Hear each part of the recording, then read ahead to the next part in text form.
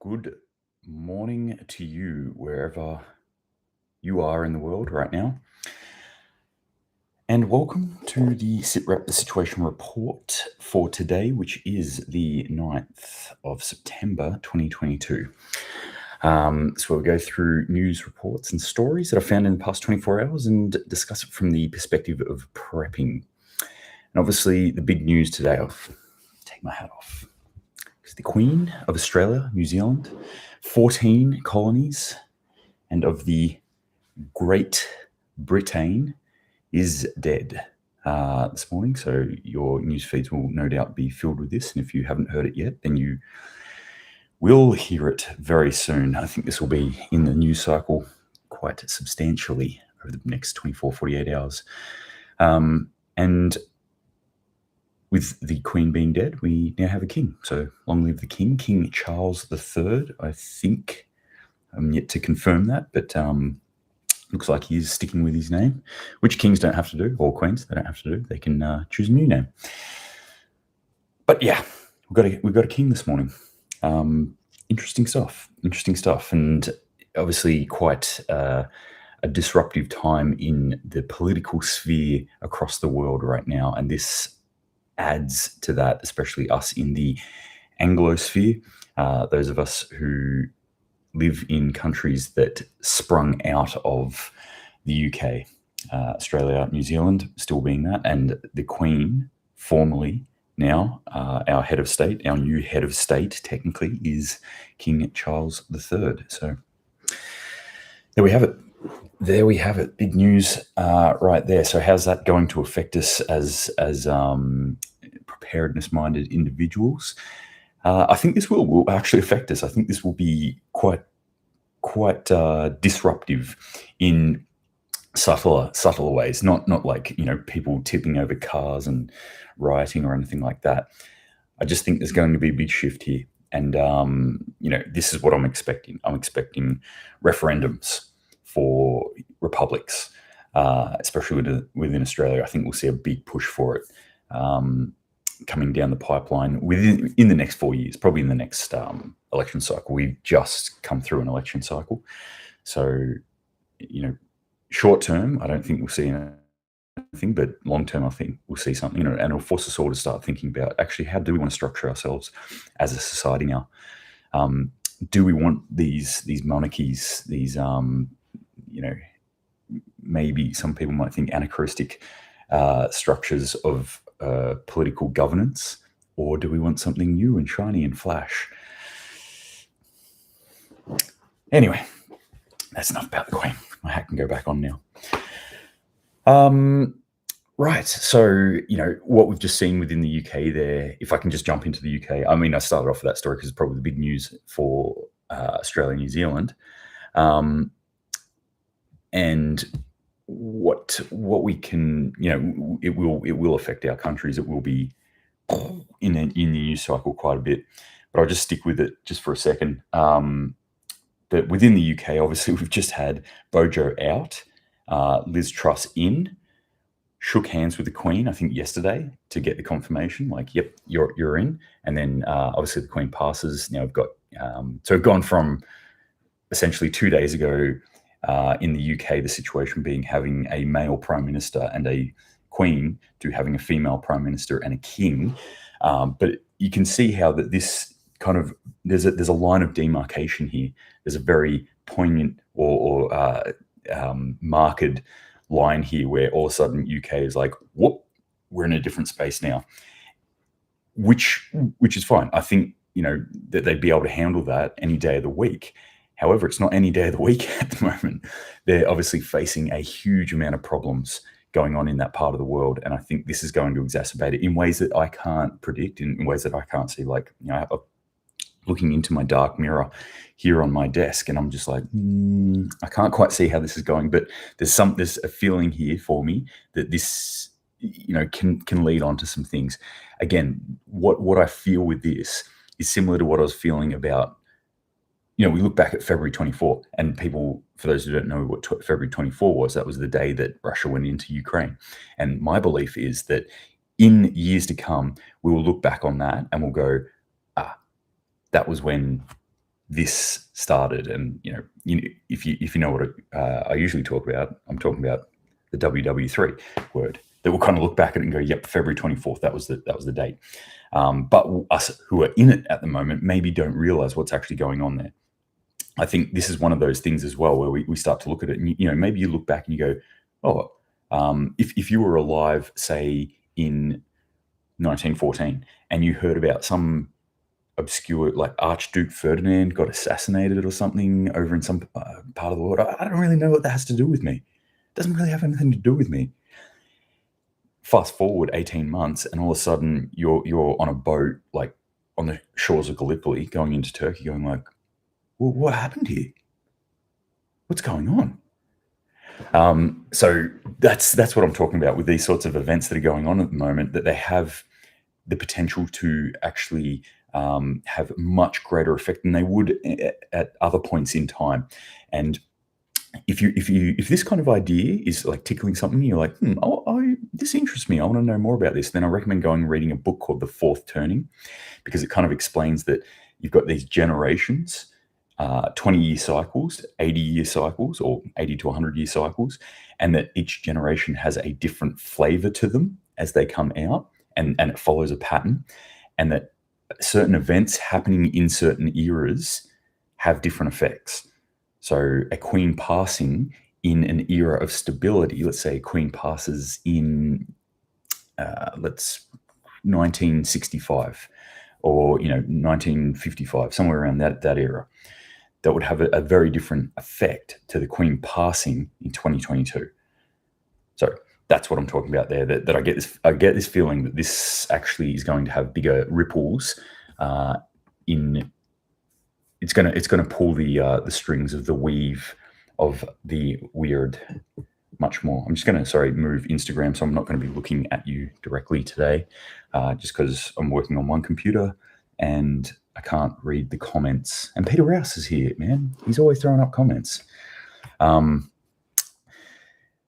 Charles, one of the founders of the Great Reset, and he says Ukraine started in 2014. Yes, and I think we will see that. But like, when people say World War II started on this date, when the Nazi Party invaded Poland, it's like, okay, yeah, that's where we've painted the mark around the arrow landing. In reality, no, they were moving in on Poland because of economic effects, really, that were happening. And those economic effects were happening because of what happened in World War One.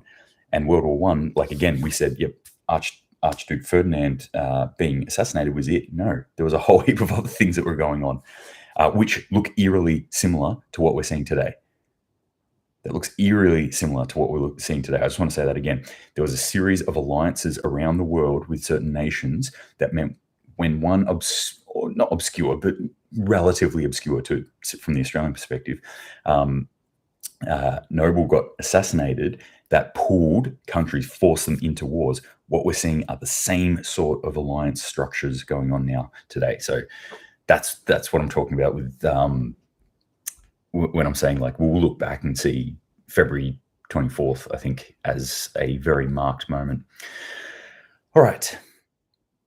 Let's get on with the other news, because there is other stuff. As I put in my title on YouTube today, the Queen has died, long live the King, and other stuff, because there is other stuff still happening in the world. So I'm going to start off in Australia. Landmark bill just got passed here by Parliament, 37 to 30 people. It is about climate change. It's a climate target that got passed. It's a very ambitious climate target. Now, here's some interesting stuff on this. It didn't look like it was going to get passed. It needed to be amended. I don't know what the amendments were. That amendment was pushed through by David Pocock, who is an independent, who is actually an ex-rugby player, a very famous rugby player who got in the last elections. But anyway, he asked for some amendments. The amendments came through. So it got passed, 37 to 30. They are looking at reducing carbon emissions by 43% by 2030. So, and then net zero in 20 years after that, 2050. 43% reduction in carbon emissions in 8 years. Can that be done? Yes. Yeah. we can do all this stuff. We can do this stuff. Should it be done in that way? I would hold up Europe as an example of what can go wrong with this kind of blind charging forward into climate action. And again, I want to say, like, I'm not against climate action. I think it's a good thing. I think we should reduce our outputs, our pollution. I think we should probably be less reliant on what I would call one-way fuel sources, in that it's not a closed loop. It's pull things out of the ground, burn them, and then they go up into the sky, and we don't get it back.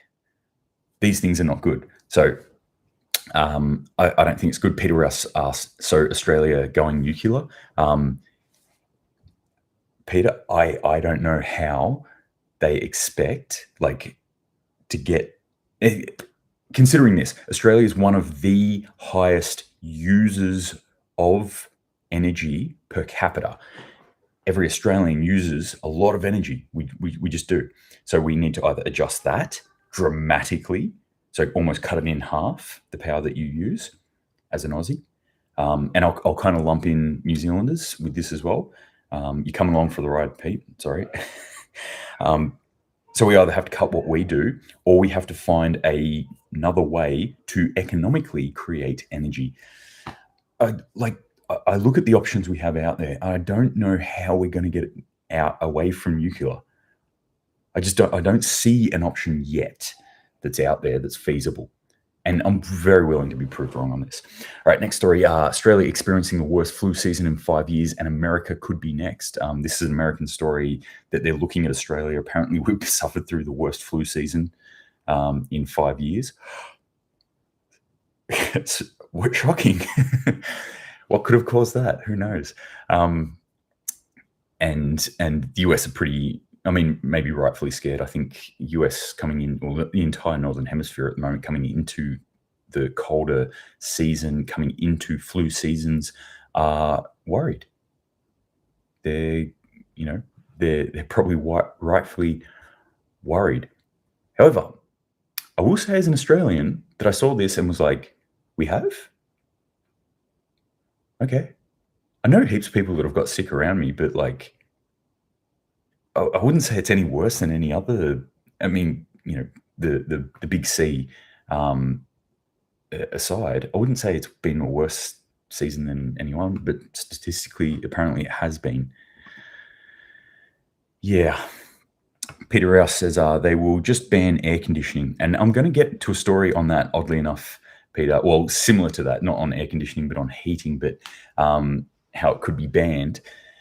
Yeah, I think they will start to do this sort of stuff, ban air conditioning, and maybe it actually might force Australians to start building energy efficient homes, because that's one thing that I've picked up from my years now of traveling, and especially traveling throughout Europe, is looking at houses and going like, wow, you guys really think about a lot of like keeping heat in because it gets cold there, how to move air out and around, how to clear out houses, how to set up your houses. And they're like, yeah, don't you guys do this in Australia? I'm like, no, we just like go, I want this house that looks like this, and plonk it on the land. And that's it. So we're really going to have to change how we build things. I mean, we are starting to do it. James Bulge says, time for weak people to toughen up. I don't disagree with you. Times are getting tougher. All right, let's jump into Taiwan now. The US State Department has approved $1 billion in military aid package for Taiwan, which includes 60 Harpoon anti-ship missiles and 100 Sidewinder missiles, taking out planes. What are they preparing for? Who knows? They've also approved $665 million in logistics support for Taiwan. So that's big news for me. Not for me, but when I read that, I'm going, wow, that's big. US very openly now coming out and saying, we support Taiwan. I think what we'll see next, here's what I'm predicting we'll see next. China, how dare you blow up.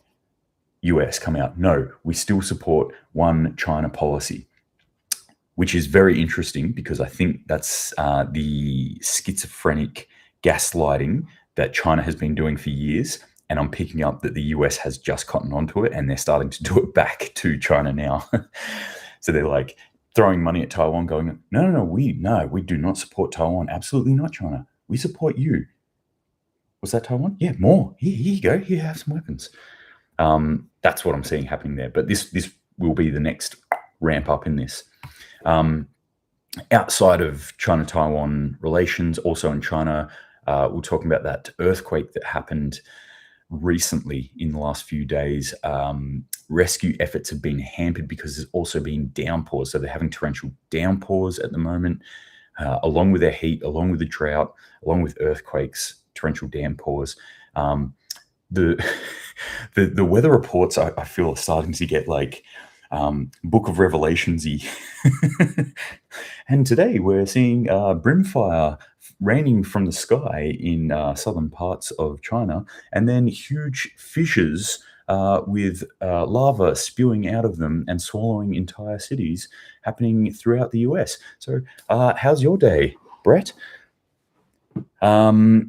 82 people, that's the death toll so far, 270 hospitalized and 35 people currently missing in the area. Earthquake, bad things, people need to come in, try and do rescues, not happening because of torrential downpours and landslides. So it's compacting issues that are happening here. And as always, I always like throw out these weather sort of things, these weather effects to people on these little reports, because I think this is one of the huge things that we really need to concentrate on. And I was just talking about how we build our homes. This is something you're going to have to plan for. We can't build our homes out of sticks anymore. We can't build our homes out of hay anymore. We have to concentrate on building our homes that are going to withstand extreme weather effects. That's what's going to happen in the future. That's what is going to increase in the future. And also start to build in plans that maybe that home is going to be overrun by floods, by fire, by, be destroyed by earthquake, or, whatever it is. Just following up on a story I was talking about yesterday, JP Morgan, Deutsche Bank, and other major European banks are turning off hot water, stopping fountains, and preparing diesel generators as Russia chokes the energy supply. So Russia's really, picking up their pressure game here on Europe. Europe appears to be buying Russian oil. It's banned, so not officially, but they're doing it through other channels, and even a little bit openly, they're doing it before the harder sanctions are set to actually be enforced, because like Europe's screwed for their energy at the moment. They're in a really, really bad way, and it's not going to get any better. So here's that story I was talking about, sent to me by one of my sources on Instagram. In Switzerland, what they're looking at doing is cracking down. They're actually going to enforce laws or make laws for people who are using too much energy. So they've just flagged this at the moment, but it could, you can see where they're sort of heading with this. In case of energy shortage, those who heat their homes too much, what's too much? Anyway, those who heat their home too much could risk jail time in the event of an energy shortage. Less heating will have to be required. So what they're looking at there, another report that I read on this said $10,000 fine, or tens of thousands of dollars in fines, and or up to 3 years in prison if you break these rules for energy usage. So I don't know. I guess if you live in Switzerland, you got to sit there and ask yourself, do they heat jail cells? That's what I want to know. Are the jail cells heated? Because then you'd be making the decision of yeah, maybe I'll be better off in jail right now. If I can't heat my own house, maybe I'll be better off in jail right now. That's a pretty tough decision to be sitting on, if you ask me. Greece and Turkey are at it again. Greece warns of another Ukraine. So there's a huge quote here. Basically, Greek officials have come out and said, so this is from the foreign ministry. to the UN, and it's a pretty long little quote here, but it wrapped up with this. We risk witnessing again a situation similar to that currently unfolding in some other part of our continent, clearly alluding to Ukraine. So Greece is saying Turkey is a threat. They are a threat to us. They will move in on us, and we have to do something about it. Again, yet another step between Greece and Turkey in their conflict that's going on. In their sub-conflict, I'll put it that way. They're not yet at the point of conflict, but they're in a sub-conflict, moving up into almost a de facto state of conflict, but not quite there yet.